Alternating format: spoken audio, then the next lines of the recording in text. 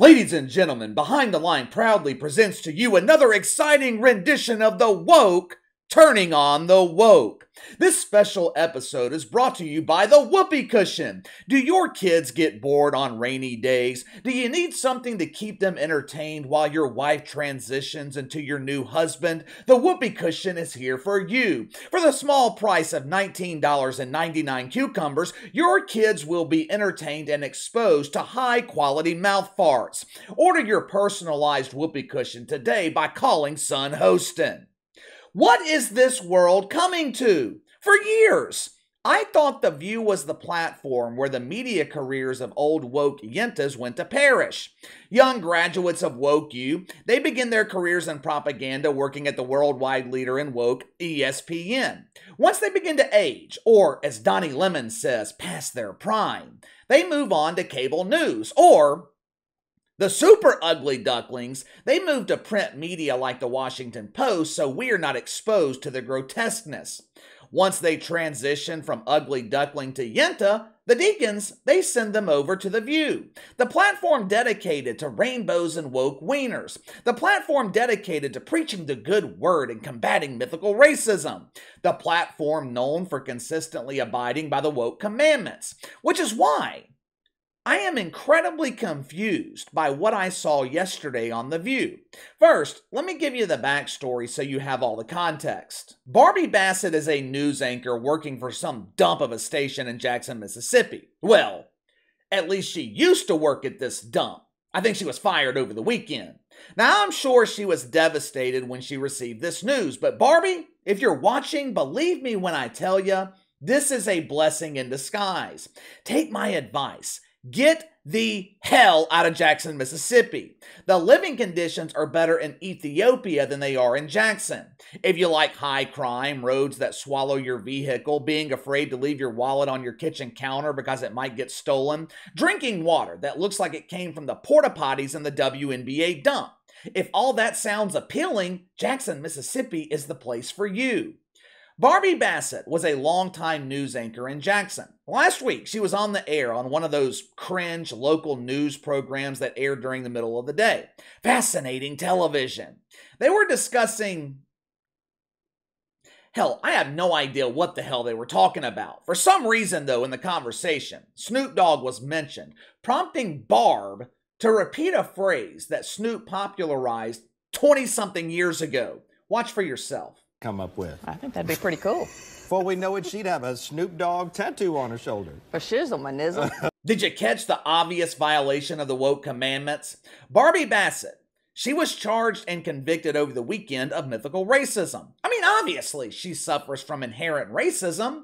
She was also charged with cultural appropriation for stealing a line that was popularized by a black rapper. In case you didn't know, people lacking melanin, they are not allowed to steal catchphrases created by people who choose to identify with a marginalized group.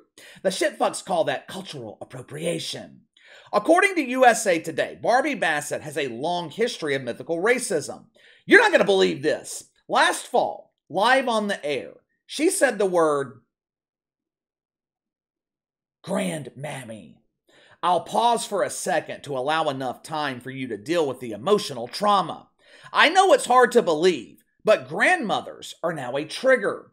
God forbid a student from Woke U is in a grocery store and walks down the syrup aisle. I am sure seeing that Quaker Oats syrup brings back painful memories of the days when it was called Aunt Jemima. Okay, Barbie Bassett, fired for quoting Snoop Dogg. Given the long history on The View of exploiting mythical racism, how do you think the Whoopi Cushion, Son Hostin, and those other three unidentified yentas, how do you think they would choose to cover the story? Me personally, I would expect the Whoopi Cushion to explode with angry flatulence. The toxicity would be so strong. Producers, they would have to hand out quadruple Fauci masks to protect the nose hairs of innocent birthing persons in the audience.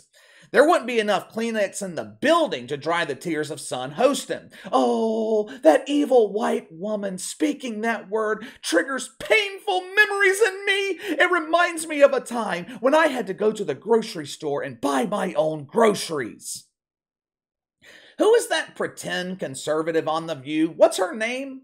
I think we talked about her a couple of weeks ago. I think she identifies as AFG, the boring alter ego of AOC. What's her name? Alyssa the Farrah Griffin. I think that's her legal name. She would play the role of the evil white woman apologizing for her white privilege. I mean, this is a clear case of white privilege. Barbie Bassett, she was fired from this dump. She will now have the opportunity to leave the third world country known as Jackson, Mississippi, and move to a city with running water.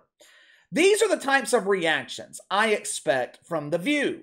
I expect them to exploit this clear case of mythical racism. So, how did the whoopee cushion and her fellow flatulators respond?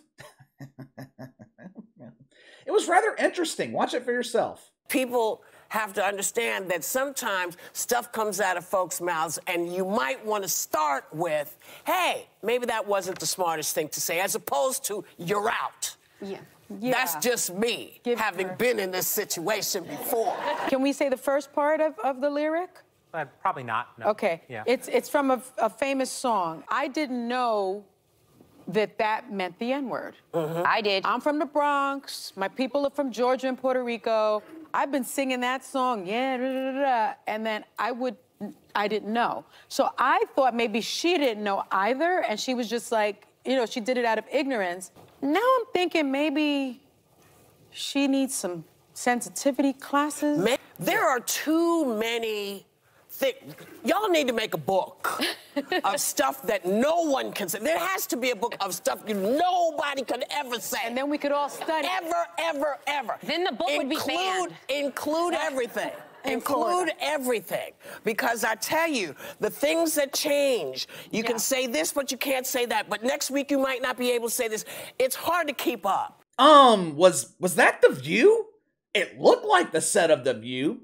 The camera was noticeably vibrating as the air was escaping the cushion, but that damn sure wasn't the Whoopi Goldberg that we have come to know and love.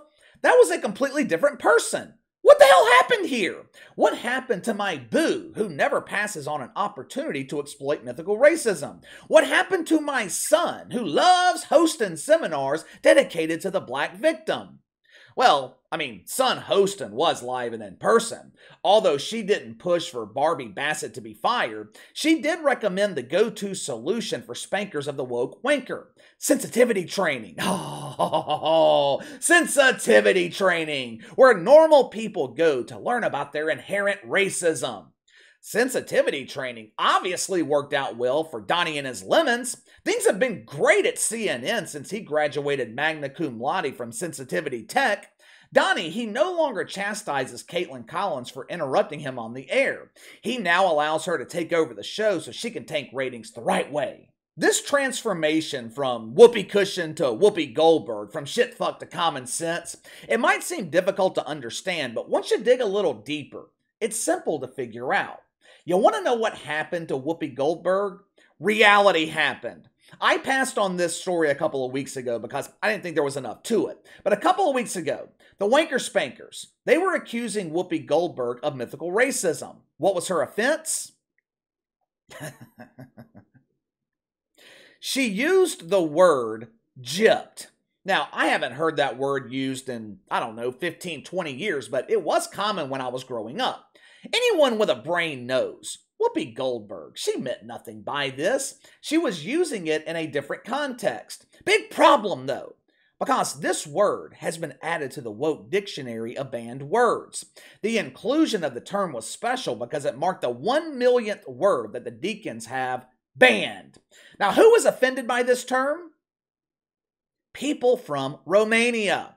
Apparently, it's highly offensive to all three of them living here in America. Upon seeing all the fake outrage, Whoopi Goldberg violated the golden rule here on the channel.